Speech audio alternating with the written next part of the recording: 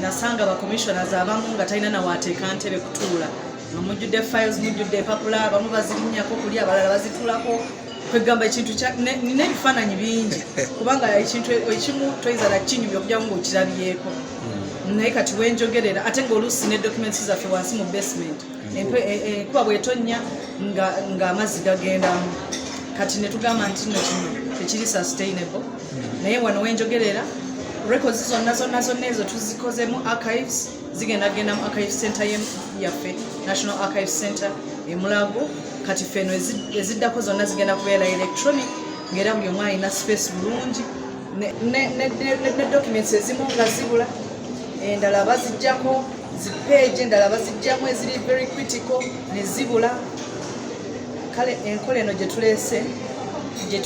gye tuyise EDRMS Electronic Data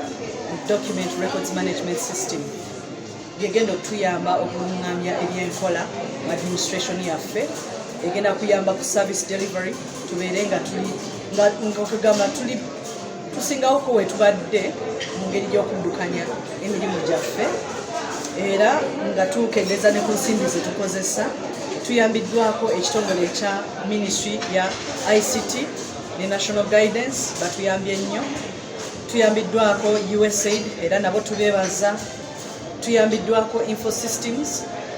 omusuubuzi ali wansi eyo naddala ekigenda okutuyamba nti bwe baba beetaaga files oba information eno gye tuli kigenda kuba kyanguwa wano bwe twali tuli ku bintu bya Ukraine ng'erwanye ne Russia twasanga nga ebbeeyi y'ebyokulya yeeyongedde ng'eŋŋano nga sabbuuni kwegamba ebintu ebikozesebwa naye nga tetumanyi engeri gye tuyinza kwanguwa kufuna information yeeyo kati bwe tuba nga tutandise systems zino okubeera electronic kitegeeza information eno tugifuna mangu aye ne tubeera responsive abantu gye bali ne tubeera nga tuinforminga policy ne policy guidelines ebino ebintu nga buli kaseera omuntu ayinza okujja n'akima file nga nti ate sooka olindeko ate siriiyo ate leero holiday leero weekend tebiriiyo kitegeeza nti nno ojja kubeerayo portals abantu bwe bafuna self service ng'omuntu asobola okuloginga in neyefunira information ye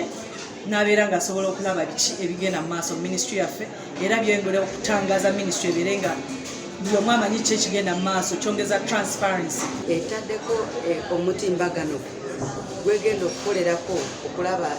ebintu byaffe byetukola ebyamaguzi ebyobwegasi ebyamakolero ebigenda okutambulira ku mukutu ogumu nga ffenna wamu nga ministry tuli wamu baluwa zonna zetufuna repooti zonna zetufuna buli kimu kyetufuna nga tukikolera ku mutimbagano ogwo oba ku mukutu ogwo waliwo ebbaluwa ezijja nga za buli omu okulaba naye waliwo ebbaluwa ezitera nnyo okugenda mu mawulire nga tebazikkiriza kugendamu ezo ebbaluwa tezigenda yingiramu kubanga zibeera z'abantu batono kino kigenda tuyamba nnyo okulaba nti space mu ofiisi ekendeera security y'empapula zaffe ez'ebbaluwa zaffe naye ebeerawo era naffe tuyingira mu gundi mu digital world abalala gye babaddemu emirimu kubanga ne bweba nti jamu yakukutte osobola okugulawo fayiro zo ng'okyali mu kubo ofiisi neekola ki neetandika so kigenda kukendeeza ku budde bwe tumala mu kubo nga twonoona ne wobeera webweru wa ggwanga kigenda tuyamba cooperative societies zammwe tugenda ziregisteringa online tugenda kuregisteringa even ne certificate zemugenda okufuna zonna online ebya Minister of Trade biteredde Harriet Ntabazi Minister omusuubuzi